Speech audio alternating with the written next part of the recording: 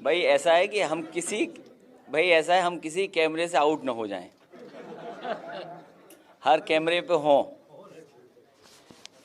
मैं आपका धन्यवाद देता हूं। और हालांकि सरकार ने वाइट पेपर की एक किताब बना करके जनता के बीच में रखी है, श्वेत पत्र अपना जारी किया है, और श्वेत पत्र में जो पन्ने पलटे मैंने, और जो सरकार का कामकाज है, उसके बारे में मैं कह सकता हूं, ये सफ़ेद झूठ की किताब है, वाइट लाइज। और फिर मान लीजिए मुझसे कोई उम्मीद करे कि मैं मंत्रों का उच्चारण करूं, मुझसे कोई उम्मीद करे कि पूजा कैसे की जाती है उसकी व्यवस्था करूं या जानकारी करूं, तो शायद मैं नहीं कर पाऊंगा। इसी तरह मुख्यमंत्री जी से लगता है सरकार का कामकाज और सरकार कैसे चलनी चाहिए वो शायद थोड़ा दूर रह रहे हैं उससे, क्योंकि श्वेत पत्र का अगर पन्ने हम पलटें, पहले तो ये सरकार 1 महीने के अंदर ही श्वेत पत्र लाना चाहती थी। क्या वजह है कि सरकार को 6 महीने लग गए आते आते श्वेत पत्र को लाते लाते 6 महीने लग गए। और उस समय, जिस समय सरकार का ये दावा है कि पहले चरण का हम किसानों को कर्ज माफी का भुगतान कर चुके हैं, कोई ये कहे कि मैं मजाक कर रहा हूं किसानों के साथ, वो गालिब का शेर, हालांकि वो गालिब का शेर आना चाहिए। उम्र भर हम ये गलती करते रहे, धूल चेहरे पे थी और हम आईना साफ करते रहे।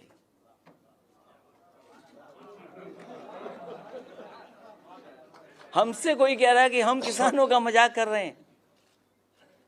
मैंने इटावा के 3 किसानों का इंटरव्यू देखा है, अखबारों में पढ़ा मैंने कि किस तरीके से सर्टिफिकेट को फाड़ दिया जो सर्टिफिकेट सरकार ने दिया, किस तरीके से सरकार ने कर्ज माफी पर धोखा दिया किसानों को।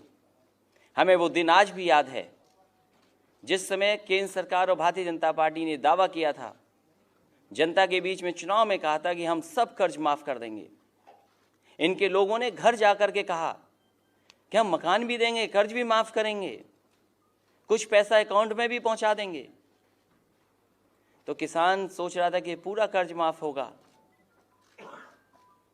देश के इतिहास में, दुनिया के इतिहास में और लोकतंत्र के इतिहास में कभी भी किसानों का पैसे में कर्ज माफ नहीं हुआ होगा। वो भी उदाहरण भारतीय जनता पार्टी ने पेश कर दिया। असली धोखा और मजाक अगर किसी ने किया है तो भारतीय जनता पार्टी की सरकार ने किया है, और यहाँ की सरकार ने इसलिए भी किया है,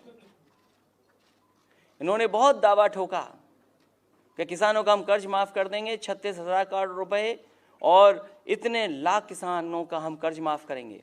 अब तो सच्चाई सामने है। जो किसान कह रहा है, कभी किसान की सुन लेना, किसान कह रहा खुद कि मेरे साथ मजाक हुआ है, मेरे साथ धोखा हुआ है। और पैसे कोई समाजवादियों ने नहीं दिए। पैसे को देने का काम अगर किसी ने किया है तो भारतीय जनता पार्टी की सरकार और उन अधिकारियों ने दिए हैं पैसों के सर्टिफिकेट। कम से कम कुछ सर्टिफिकेट मुख्यमंत्री खुद देख लेते।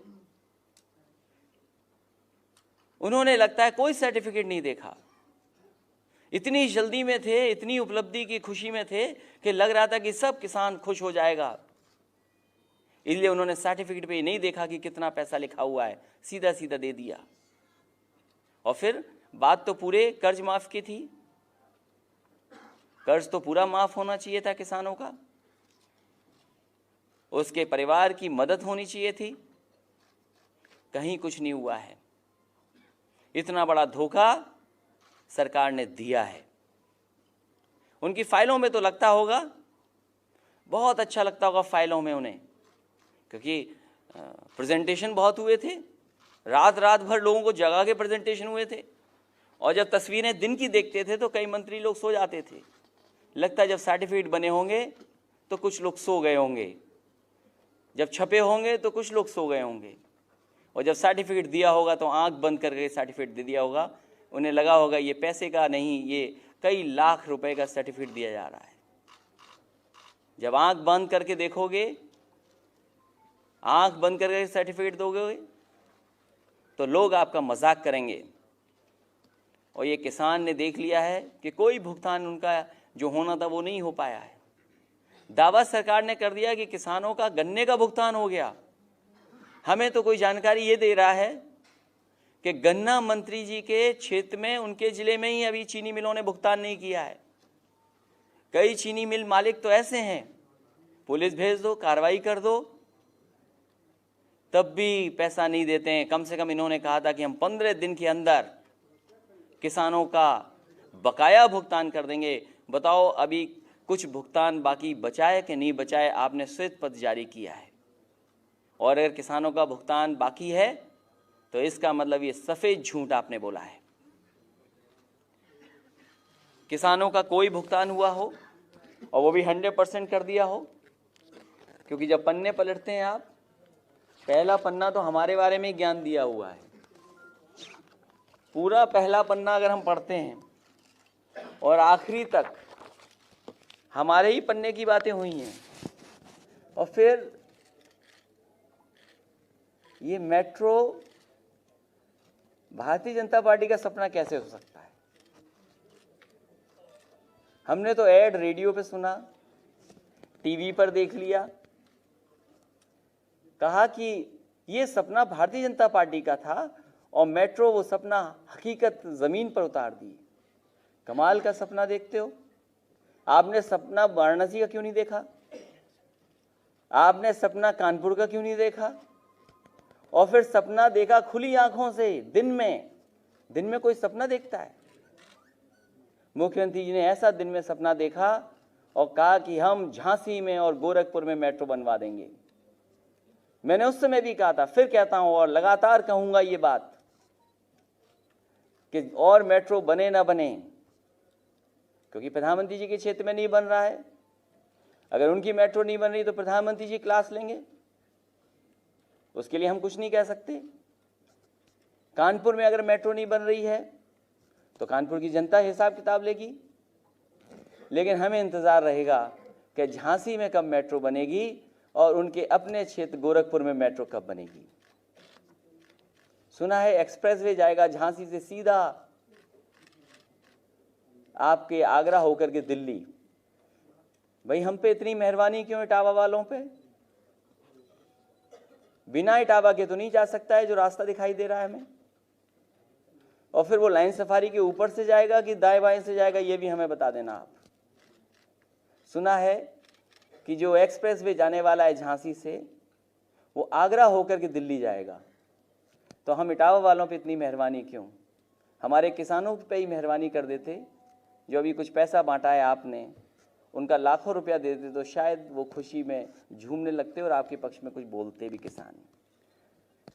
एक्सप्रेसवे बन रहा है और कहा जा रहा है कि लखनऊ आगरा एक्सप्रेसवे को दिसंबर 2016 में उद्घाटन कर दिया गया, जबकि side road, drain, fencing, public amenity, toll booth, traffic management system, ये आपने कुछ इसमें तय किया था? ये पहले से ही तय था? इसके बारे में तो शायद वो जानते भी नहीं होंगे कि ये चीज़ें हैं उसमें। लगता कोई बहुत समझदार अधिकारी है जो उनके कान में बता रहा है। ये अधिकारी हमें भी कसम खा के कहते थे कि हम आपके वफादार रहेंगे, हम आपके वफादार हैं, और चुपचाप चले जाते थे। हमारे प्रेजेंटेशन भारतीय जनता पार्टी को दिखाते थे। वफादारी का कहते थे हम वफादार हैं, लगता उन्हीं अधिकारियों ने लिख करके आपको दिया है। इसमें आपका कोई योगदान नहीं है। साइड रोड बन रही है, ड्रेन बन रहे हैं, एमिनिटी की बिल्डिंगें बन गई। आपको तो ये बताना चाहिए कि जब से समाजवादी सरकार गई है, आपने काम कितना रोक दिया है। ये सब काम पूरे हो जाते, लेकिन 6 महीने में पूरा का पूरा काम रोक दिया, एक भी काम नहीं हुआ इसमें। और फिर कह रहे कि एक्सप्रेसवे आधा अधूरा। मैंने उस दिन भी हाथ खड़े करवाए थे, वो गलती दोबारा नहीं करूंगा मैं। लेकिन मैं ये जानता हूं, क्योंकि जानकारी इसलिए है, हमारा शहर, हमारा गांव और हमारा संसदीय क्षेत्र उसी हिस्से में पड़ता है। कम से कम 10,000 से ज़्यादा गाड़ियां आज उस पर चल रही हैं। मेहरबानी कर करके उस पर से हमारी गाय माता हटा दो, उनको कहीं सुरक्षित भेज दो, तो लोग भी सुरक्षित चल रहे हैं। उस पर गोबर पड़ा हुआ है, गोबर का गोबर पड़ा हुआ है। और फिर गड्ढे बंद की बात थी, कितना गड्ढा बंद हुआ होगा, गड्ढा मुक्त सड़कें होंगी। एक बार तो मुझे सुनने में आया कि मुख्यमंत्री खुद ही कह रहे थे कि गड्ढों की जांच होगी।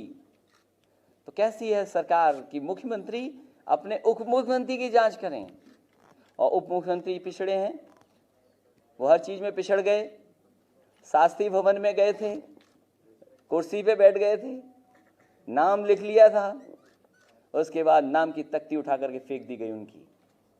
ये भी श्वेत पत्र में आता तो अच्छा लगता कि उप मुख्यमंत्री शास्त्री भवन में बैठ गए थे, उनकी तख्ती हटा दी थी।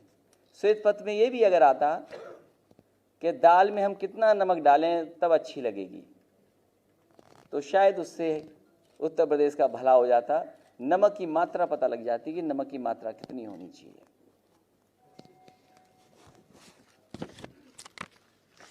आपके श्वेत पत्र के बारे में चिकित्सा एवं स्वास्थ्य, इसमें कहा है कि हम लोगों ने कोई सीटी स्कैन नहीं लगाई, एमआरआई भी नहीं लगाई। कम से कम इस श्वेत पत्र में वो मंत्री जी की तस्वीर आ जाती या विधायक जी की तस्वीर आ जाती जो रिवॉल्वर लेकर के एमआरआई में चले गए थे।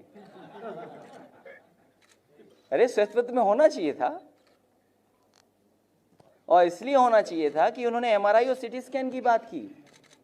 वो बात पूरी तब तक नहीं हो सकती जब तक वो बीजेपी के जो नेता थे उनकी रिवॉल्वर की तस्वीर एमआरआई वाली न छपती। कितने अच्छे वो थे कि उन्होंने एमआरआई की मशीन का नुकसान कर दिया। और फिर कहा जा रहा है गत सरकार स्वास्थ्य सेवाओं में किस हद तक उदासीन थी, इसका आकलन इस बात से किया जा सकता है कि 108 एम्बुलेंस पर ना तो संविदा कर्मी की व्यवस्था थी और ना ही आवश्यकता पड़ने पर 108 एम्बुलेंस उपलब्ध हो पाती थी। कमाल है, आंकड़े आपके पास होंगे। 108 एम्बुलेंस, और ये सुविधा देना चाहते हो। अब तो सरकार आपकी है।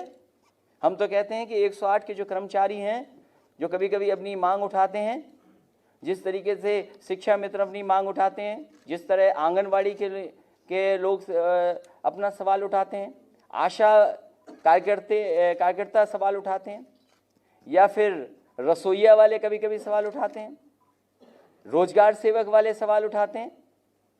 आपकी तो सरकार दोनों जगह है, 2 इंजन वाली सरकार है। ये तो बुलेट ट्रेन से ज़्यादा तेज चलनी चाहिए। 2 इंजन, उत्तर प्रदेश का और केंद्र का इंजन दोनों साथ साथ चलें तो कितनी रफ्तार होगी। तो ये कम से कम इनकी समस्याएं समाधान कर दो आप। बेसिक शिक्षा, आप बेसिक शिक्षा के बारे में श्वेत पत्र किया है। खाना हम दे रहे थे अक्षय पात्रा से। सरकार समाजवादियों की होती तो उत्तर प्रदेश के हर जिले में एक ऑटोमेटिक किचन होती, जिससे कि समय पर खाना बनता, गरम गरम खाना बच्चों को मिल जाता। मैं जानना चाहता हूं कि कितना बच्चों को आप खाना गरम गरम पहुंचा रहे हैं। मिल्क, वो तो हमारी योजना शुरू की गई थी, कितना मिल रहा है। फल बंद कर दिए गए, हफ्ते में 1 दिन फल देने का इंतज़ाम था। बैग पे कितना काला लगाया आपने, उसके बावजूद भी हमारा नाम नहीं छिपा पाए, और वो पोल खुल गई जाके गुजरात में आपकी। शिक्षा मित्रों के बारे में मैं कह चुका हूं, इतना अपमानित शिक्षा मित्र कभी नहीं हुए होंगे जितना शिक्षा मित्र अपमानित हुए हैं इस सरकार में। हमने सम्मान दिया, लेकिन अब उनका सब सम्मान छीन लिया इस सरकार ने। क्योंकि जांचें हो रही हैं, रिवर फ्रंट जांच, अच्छी बात है, जांच हो जाएगी, सच्चाई और सफाई सब सामने आ जाएगी। कम से कम दूसरे हिस्से में भी काम चलता रहता तो ठीक रहता, शायद लखनऊ की सुंदरता उससे बढ़ जाती। हम तो एक उन्हें सुझाव देंगे, हमने 18 लाख लैपटॉप दिए थे, उससे ज़्यादा। आप एक बार सब बच्चों से लैपटॉप वापस ले लो, जात पूछ लो, धर्म पूछ लो, क्योंकि आपकी भाषा ये है कि हम हर योजना जात के आधार पर चलाते हैं, हम हर योजना धर्म के आधार पर चलाते हैं। अरे कभी जाओ नदी के किनारे शाम को, देखना नज़ारा क्या है, और नज़ारा और अच्छा देखना है तो लाइट ऑन कर देना, फव्वारा चला देना, तब नज़ारा नज़र आएगा कि नज़ारा क्या है। इसलिए हमारे पीछे पड़े हो कि हमने साबरमती से अच्छा क्यों बना दिया। इसलिए कम से कम मुख्यमंत्री जी को जाना चाहिए। मैंने तो उप मुख्यमंत्री जी को कहा था, उप मुख्यमंत्री जी को इसलिए कहा था कि उनकी नई नई शादी हुई थी। मैंने कहा कि आप नदी के किनारे जाओ, सेल्फी खिंचवा के आओ, तो लगेगा कि कितना नया और अच्छा नदी का किनारा हमने बनाया है। मैं तो कहूँगा कि उत्तर प्रदेश में सैनिक स्कूल एक आया था, कांग्रेस के सहयोग से हमने 3 सैनिक स्कूल बनाना शुरू कर दिए थे। कम से कम ये सरकार बताए आने वाले वक्त में उत्तर प्रदेश में कितने सैनिक स्कूल आएंगे। मॉडल स्कूल बन के तैयार हैं, हम चलाना चाहते थे पीपीपी पे। आपको पीपीपी पे चलाने का शौक है क्योंकि मेट्रो पीपीपी पे आप दे रहे हैं, तो कम से कम ये मॉडल स्कूल कैसे चलेंगे, उसका इंतजाम कौन करेगा, वो शायद श्वेत पत्र में नहीं आई बातें। आपके सेंट्रल स्कूल कितने आएंगे, कम से कम हमें ये बता दें कि कितने सेंट्रल स्कूल आप लाने का काम करेंगे। उस शिक्षा की बात की, जो यूनिवर्सिटियों को पैसा मिला वो भी रोक दिया। हमारे स्पीकर साहब सिद्धार्थनगर में यूनिवर्सिटी बना रहे थे, वो जानते होंगे कि कितना बजट आया होगा, कितना बजट मिला है उन्हें, उनका बजट भी काट दिया।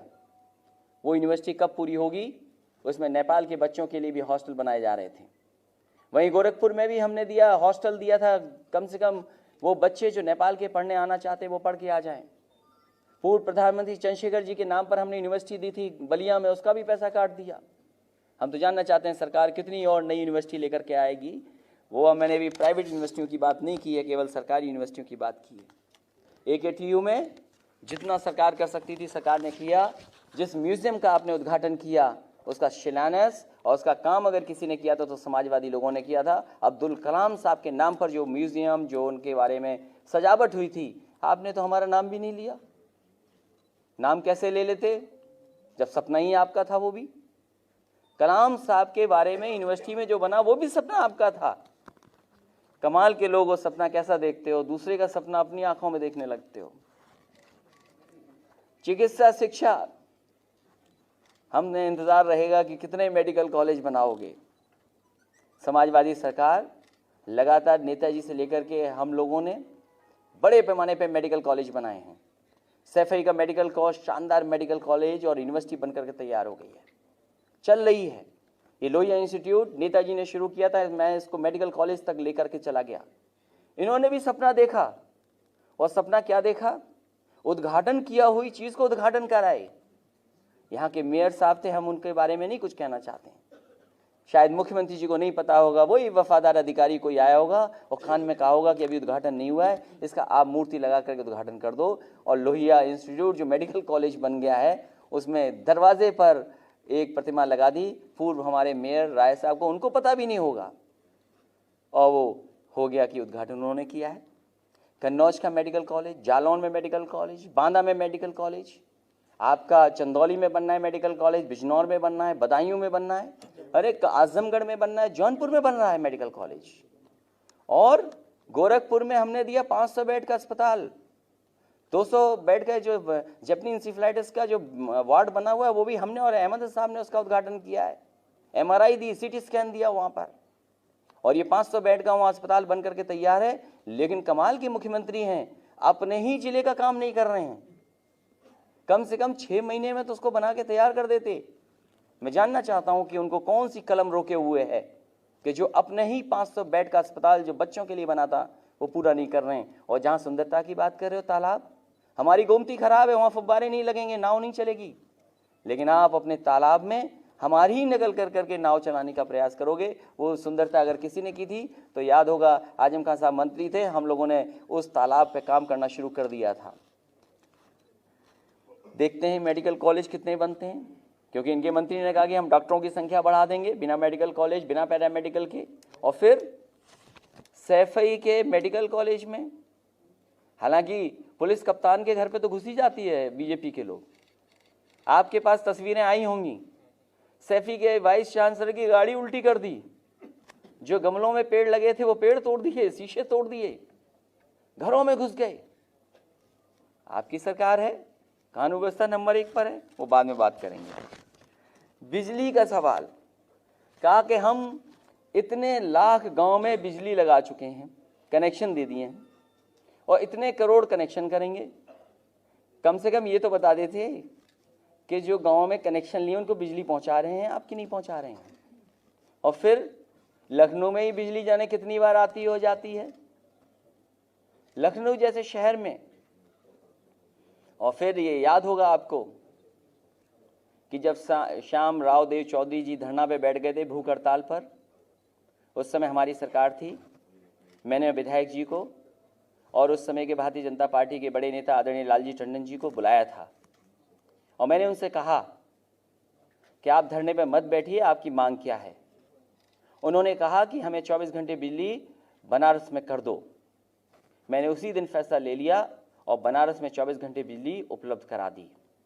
उस समय मैंने भी उनसे कहा कि आपकी केंद्र में सरकार है, उत्तर प्रदेश का कोटा बढ़वा दो बिजली का।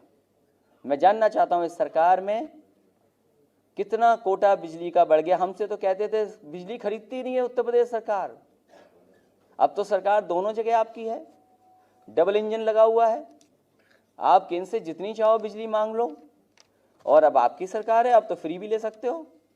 दरवाजा खटखटाइए, जैसे आपने कर्ज माफी के लिए सब दरवाजे खटखटाए थे, कोई दरवाजा नहीं खुला था आपके लिए, शायद बिजली के लिए भी यही होगा, और ट्वीट कर दिया जाएगा, उससे आपका दिल बहल जाएगा।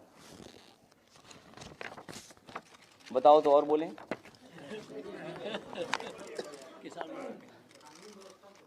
अब खनिज पे तो हम इसलिए नहीं कहेंगे, अभी रुक जाइए। खनिज, मैंने सदन में भी कहा था कि क्या वजह है कीमत बढ़ती चली जा रही है, सरकार अच्छा बताएगी। मुझे तो याद है बांदा का एक दिन मैं देख रहा था और अखबारों में भी पढ़ा था मैंने कि वहाँ पर आंदोलन कर दिया था ढोने वाले लोगों ने, और उसके बाद आंदोलन जैसे तैसे ख़त्म हुआ, ओवरलोडिंग ख़त्म हो गया शायद, लेकिन ओवरलोडिंग फिर शुरू हो गई। जब ओवरलोडिंग चल रही थी, रोकने का काम चल रहा था, तो बहुत प्रचार किया गया ओवरलोडिंग नहीं हो सकती है। बताओ ओवरलोडिंग हो रही है कि नहीं हो रही है? सुनने में आ रहा है कि ओवरलोडिंग फिर शुरू हो गई है। कुछ कारोबार ऐसे हैं जिनमें सरकार को पूरी ताकत लगा देनी चाहिए, तब रुक पाएगा वो कारोबार। लेकिन जब सरकार के ही लोग करें तो फिर आप क्या कर सकते हो उसमें? शायद खनिज और खनन में कुछ साथी हैं सरकार के ही लोग लगे हुए हैं। मुख्यमंत्री जी बेहतर समझते होंगे क्योंकि उन पर अधिकारी बड़ी संख्या में हैं और वफादार अधिकारी उनके पास हैं जो कान में ठीक बात बता देंगे उनको। जितना काम समाजवादियों ने किया है मथुरा में, मथुरा, वृंदावन, गोवर्धन, बरसाना, और चाहे अयोध्या और चाहे काशी, इतना शायद ये सरकार नहीं कर पाई है। मैं तो कहता हूं कि आंकड़े निकलवा लें कि ओलावृष्टि में पैसा कितना दिया था। अभी जो बट पाया है पैसा, ओलावृष्टि में ज़्यादा पैसा दिया था, किसानों का कर्ज माफी में कम पैसा बटा है। वहाँ पे नदी का किनारा लखनऊ से सुंदर बनने जा रहा था, वृंदावन के घाट भी सुंदर हो जाते, वो भी रोक दिए गए। वृंदावन में नाले में बदबू आती थी। इस्कॉन टेम्पल से लेकर के अक्षय पात्रा का जो मंदिर है और जो मुख्य है, वहाँ पार्किंग से लेकर के तमाम इंतजाम अगर किसी ने किए तो समाजवादी सरकार ने किया है। गोवर्धन जहाँ परिक्रमा लगाते थे, सबसे ज़्यादा लोगों को सहूलियत, पार्किंग, जो जन सुविधाएं होती हैं उनका इंतजाम अगर किसी ने किया तो समाजवादी सरकार ने किया है। सबसे ज़्यादा रोडें स्वीकृत की हैं। केवल मुख्यमंत्री ये बता दें कि उसमें उन्होंने बजट कितना दिया है, ये बता दें हमें। हमने बजट ज़्यादा स्वीकृत किया था या मुख्यमंत्री ने बजट ज़्यादा दे दिया था? ये बहुत ही धार्मिक हैं, ये ठप्पा और ठेका लिया हुआ है इन्होंने धर्म का। हम जानना चाहते हैं, केवल हम अपने भगवान कृष्ण भगवान के बारे में जानना चाहते हैं कि ये बताओ कि इस सरकार ने ज़्यादा काम किया है कि पुरानी सरकार ने ज़्यादा काम किया है, और हिसाब किताब श्वेत पत्र जैसा हो कि 6 महीने में या उससे पहले सरकार ने किसने ज़्यादा पैसा दिया है वृंदावन और कृष्ण भगवान के लिए, इस सरकार ने कि हमने। और यही बातें आगे की भी हैं। इसलिए पर्यटन के लिए जितना काम हमने किया है समाजवादियों ने, उतना नहीं कर सकते थे।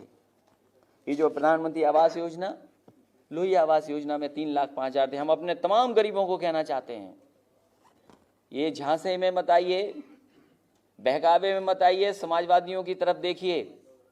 समाजवादियों ने 3,05,000 का दिया था घर। जब कभी हमें सत्ता में मौका मिलेगा, हम गरीबों को अच्छा घर देंगे, जिससे कम से कम वो भी साफ सुथरे अच्छे माहौल में रह सकें, बिजली का इंतजाम भी उनका मुफ्त हो, जो लोही आवास जिस तरह हम दे रहे थे। महिला कल्याण एवं विकास, रानी लक्ष्मीबाई अवार्ड अगर किसी ने बनाया था तो मुझे याद है हमने बनाया था, और उसमें हमारा सहयोग सांसद डिम्पल यादव जी ने भी किया था।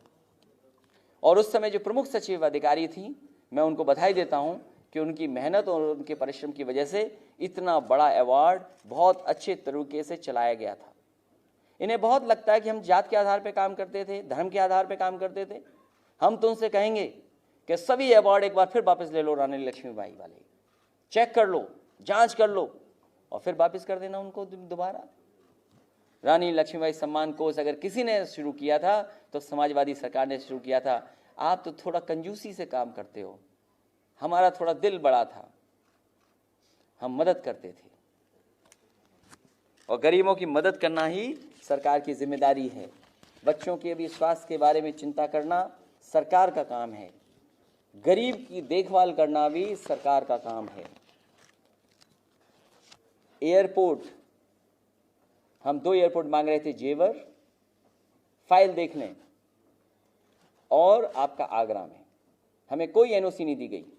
जिस तरह मेट्रो में एनओसी नहीं दी गई, उसी तरह केंद्र सरकार ने हमें कोई एनओसी नहीं दी, जिसकी वजह से हम आगरा में एक नया एयरपोर्ट बना देते। जेवर में एयरपोर्ट फाइल मंगवा करके देख लें, वो प्रस्ताव दोबारा किसने भेजा था उसकी भी जानकारी आपको हो जाएगी। समाजवादी सरकार ने जेवर के एयरपोर्ट का दोबारा प्रस्ताव भेजा था। अब देर लगाना काम है उनका, मेट्रो को देर कर दिया, वो तो आप जानते हैं किस लिए कर दिया। आबकारी विभाग के बारे में हम कुछ नहीं कहेंगे, ये छोड़ दीजिए। और अल्पसंख्यक कल्याण के बारे में बहुत चिंता है। ये लगता है आप भी तुष्टीकरण में फंस गए हो।